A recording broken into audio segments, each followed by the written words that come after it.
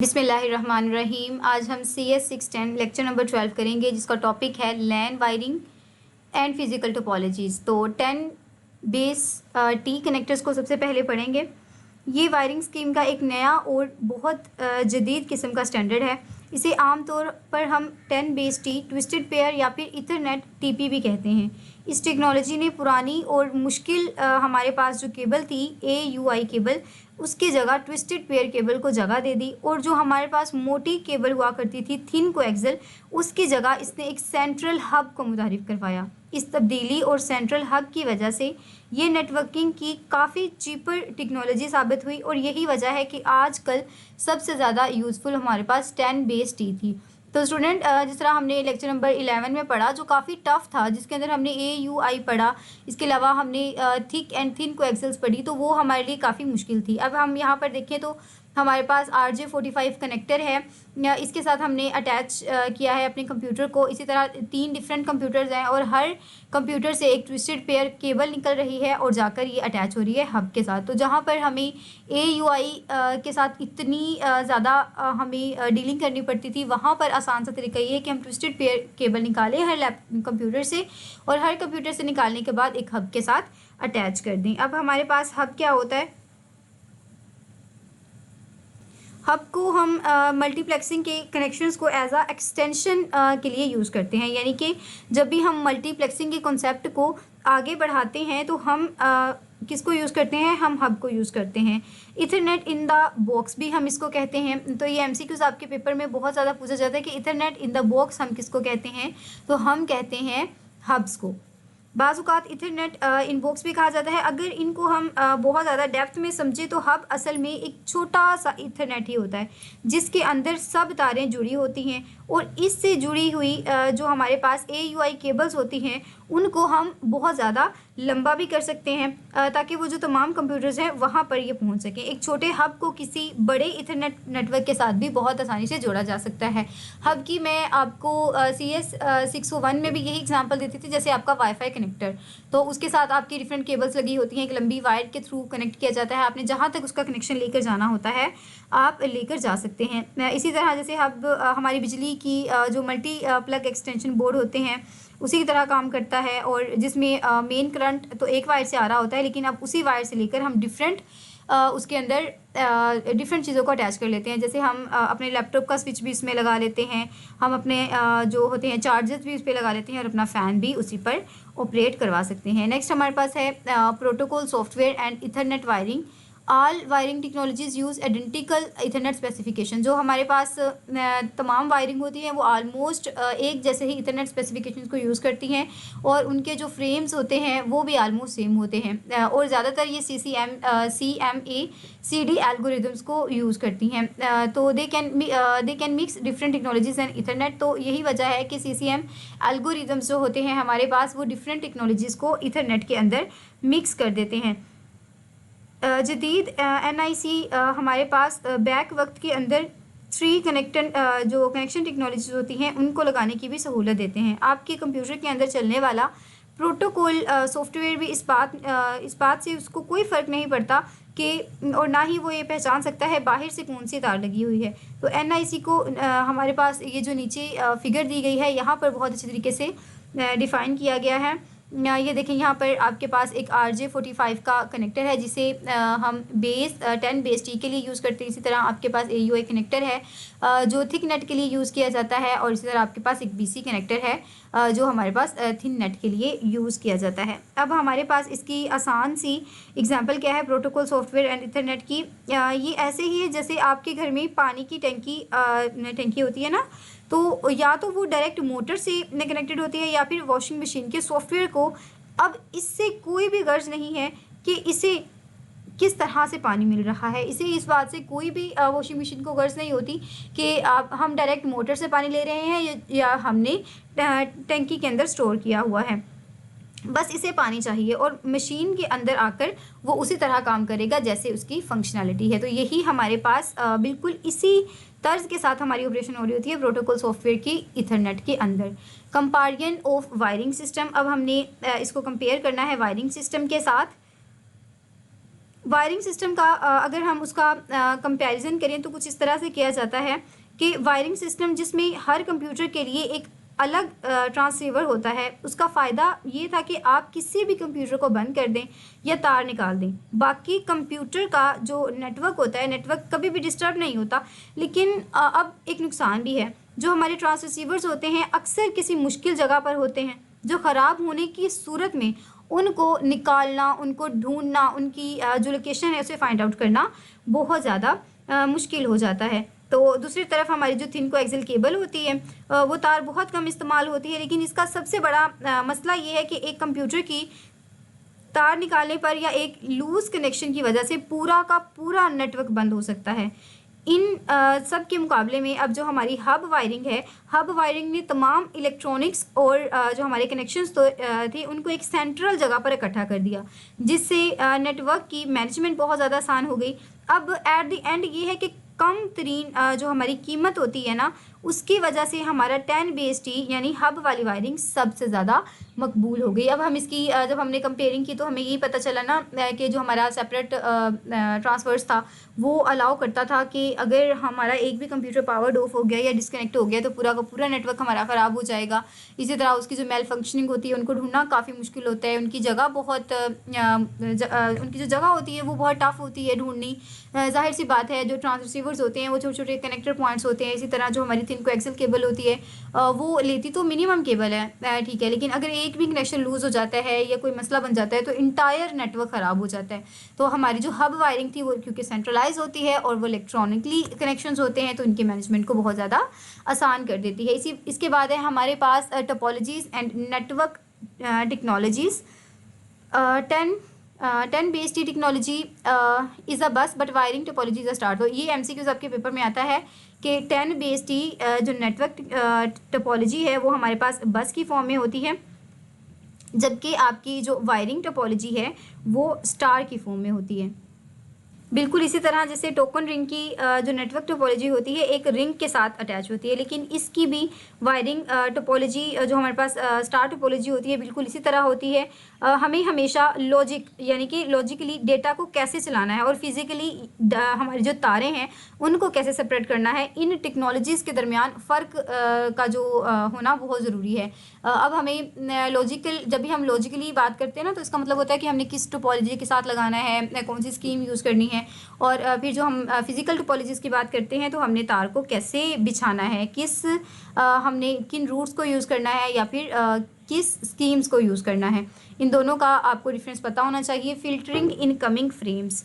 अब यहाँ पर हम क्या डिस्कस करते हैं स्टूडेंट, एक हमने एनालाइज़र पढ़ा था ना, एक हमारा जसूस सॉफ्टवेयर। तो एक एनालाइज़र को इसी तरह हम कॉन्फ़िगर कर सकते हैं कि वो तार से गुजरने वाले फ्रेम्स को फ़िल्टर करे और फिर उसे प्रोसेस करे। ये किसी ख़ास किस्म की टाइप या साइज़ के फ्रेम्स को काउंट कर सकता है। ये सिर्फ मखसूस कंप्यूटर से आने वाले या इन्हीं जाने वाले जो फ्रेम्स होते हैं उनको डिस्प्ले कर सकता है। आमतौर पर किसी भी फील्ड की वैल्यू मैच करने के लिए हम इसको सेट करते हैं ताकि वो सिर्फ वही फ्रेम्स पकड़े जो हमारी दी गई फ़िल्टर स्पेसिफिकेशन के ऊपर पूरा उतरते हैं। तो जहाँ पर फ़िल्टरिंग की बात आती है ना तो यही होता है कि हमने अपनी जो स्पेसिफिकेशन सेट की हुई हैं उनको हमने फॉलो करना होता है।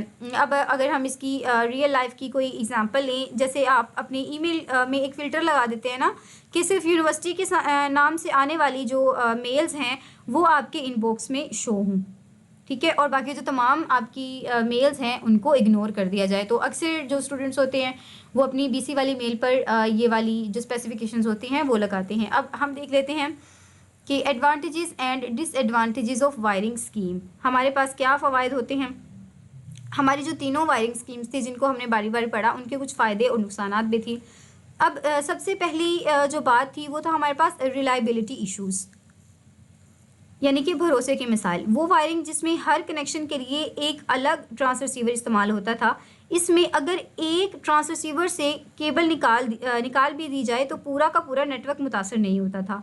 लेकिन अब जो हमारी हब वायरिंग है, हब में भी अगर एक तार कट जाए तो सिर्फ एक ही कंप्यूटर मुतासर होता है। लेकिन अब हम इसकी ये देख लेते हैं कि इसकी जो कॉस्ट है वो क्या है। यानी कि अब रिलायबिलिटी में तो दोनों चीज़ें हमारी ठीक थी ना, ट्रांसरिसीवर्स भी ठीक थे और हब भी ठीक था। जो रिलायबिलिटी थी ना वो तो हमें दोनों ने ही दी है, हमें हब ने भी दी है और ट्रांसरिसीवर ने भी। अब जहाँ पर बात आ जाती है कॉस्ट की, यानी कि कीमत की मिसाल, तो ट्विस्टेड पेयर इथरनेट सस्ती वायरिंग थी और यही चीज़ इसे सबसे ज़्यादा मशहूर बनाती थी। लेकिन जो हमारी जबकि थिक नेट थी सबसे महंगी वायरिंग थी, जो अब ज़्यादातर इस्तेमाल ही नहीं होती। अब नीचे आपको एक छोटा सा डायग्राम के साथ शो करवाया गया है।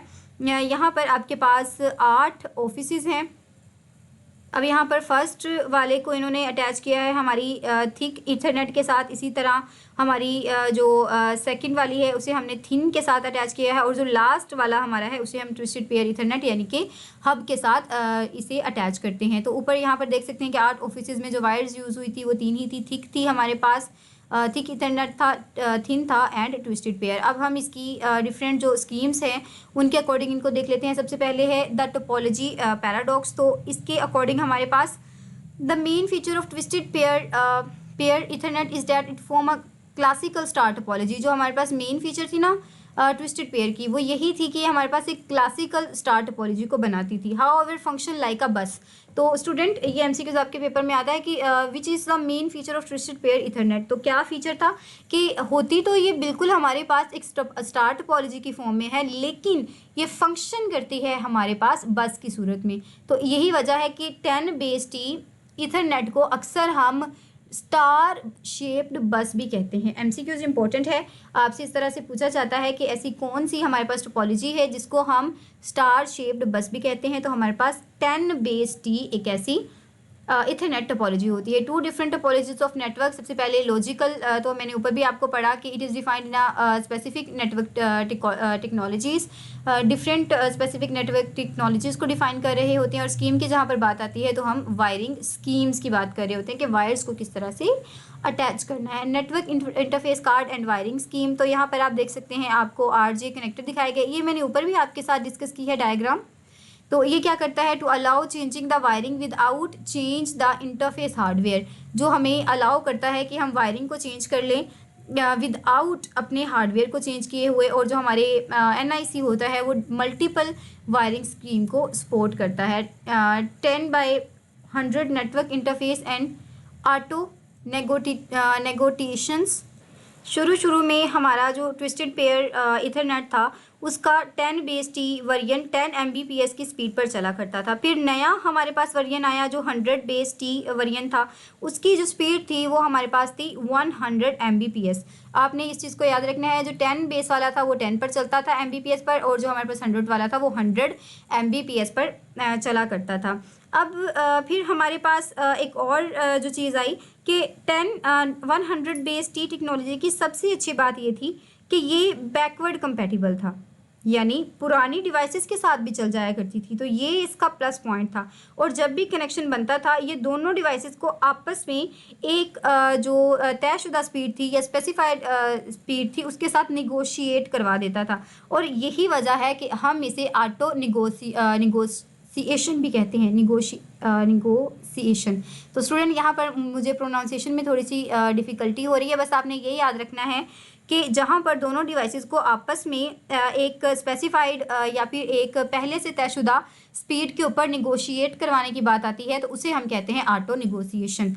कैटेगरीज ऑफ वायरिंग, हमारे पास डिफरेंट वायरिंग की कैटेगरीज होती हैं। इंटेंडेड डेटा रेट के मुताबिक भी हम इसको कैटेगराइज करते हैं। हम डिस्टेंस कितना है डिवाइसेस के दरमियान, ये भी हमारे पास एक सिनेरियो होता है। अमाउंट ऑफ EM नॉइस, जो हमारे पास इलेक्ट्रोमैग्नेटिक इंटरफेरेंस नॉइस होता है, इसके मुताबिक भी हम देखते हैं कि हमने कौन सी वायर यूज़ करनी है। एंटीसिपेटेड फ्यूचर नीड्स, जो हमारी हम ये भी देखते हैं कि फ्यूचर में ये जो वायरिंग हम यूज़ कर रहे हैं वो यूज़फुल होगी या नहीं। तो कैटेगरीज़ में हम देख लेते हैं 16 मेगाहर्ट्ज़ की जो होती है हमारे पास बैंडविड्थ, वो ओल्डर है, लो स्पीड नेटवर्क है। और हमारे पास क्या है, एनालॉग करती है नेट टेलीफोन्स को। स्टूडेंट अब ये जो फिगर है ना ये आती है आपकी MCQs में, आपके लॉन्ग में और आपके शॉर्ट में। इसी तरह से आप यही समझें कि आपकी ये वाली जो चीज़ होती है ना, ये वाली, इसको कर देंगे वो हाइड, और ये वाली जो आपकी चीज़ है इसको आपको दे देंगे, या फिर ये आपकी जो टाइप यूजेस है ना इनको कर देंगे शफल। तो आपने हर बैंडविड्थ के सामने उसका टाइप यूज़ लिखना है। तो बस आपने उसकी सेटिंग करनी होती है। अगर आप इन कॉन्सेप्ट्स को देखकर जाएंगे तो इंशाल्लाह ये आपका बहुत इजीली अटैम्प्ट हो जाएगा। मैं आपको ये सजेस्ट करती हूँ कि आप इसका एक स्क्रीनशॉट लेकर अलग से ही रख लें, ताकि जब आप लोगों की तैयारी कर रहे हो तो ईजिली उसे अटैम्प्ट कर सकें। अब जो 20 मेगाहर्ट्ज़ होती है वो शॉर्ट डिस्टेंस के लिए होती है, उसके अंदर 10 BST यूज़ होती है। 100 जो मेगाहर्ट्ज़ होती है वो 10 BST ईथरनेट को यूज़ करती है। और इसी तरह हमारे पास जो 250 मेगाहर्ट्ज़ होती है वो हमारे पास 10,000 बेस टी को यूज़ करती है, और ज़्यादातर ये हमारी ATM नेटवर्क्स में यूज़ होती है। इसी तरह 6 मेगाहर्ट्ज़ का भी लिखा है कि फ्यूचर पॉसिबली 10 गीगाहर्ट्ज़ तक चली जाएगी। जो 600 मेगाहर्ट्ज़ है वो अभी हमारा फ्यूचर प्लान है, क्योंकि ये हैंड आउट हमारे बहुत पुराने हैं, तो अब ये टेक्नोलॉजी भी हमारे पास आ चुकी है। Wiring scheme and other network technologies, multiple wiring scheme are not limited to ethernet technology. जो हमारे पास मल्टीपल वायरिंग स्कीम्स होती हैं वो हमारे पास इथरनेट टेक्नोलॉजी के ऊपर डिपेंड नहीं करती, क्योंकि जैसे जैसे हमारे पास चीज़ें आती हैं, नए नए जो डिज़ाइंस होते हैं वो बिल्ड होते जाते हैं और नई नई टेक्नोलॉजीज़ हमारे पास इंट्रोड्यूस करवा दी जाती हैं। इसी तरह almost all network has use, her network different schemes को यूज़ कर रहा है। लोकल टास्क हब्स यूज़ हो रहे होते हैं। अब ये देखें MCQs है आपका कि local task hubs use physical start to stimulate the bus technology. तो आपसे MCQs पूछा जा सकता है कि ऐसा कौन सा हब होता है, या फिर आपकी ऐसी कौन सी टर्म है जो बस टोपोलॉजी को स्टिमुलेट यूज़ करने के लिए यूज़ होती है, तो वो हमारी लोकल टॉक्स हैं। IBM token ring are also use as hubs, हमारे पास हब के तौर पर यूज़ होती हैं जो स्टिमुलेट करती हैं हमारी लॉजिकल रिंग को।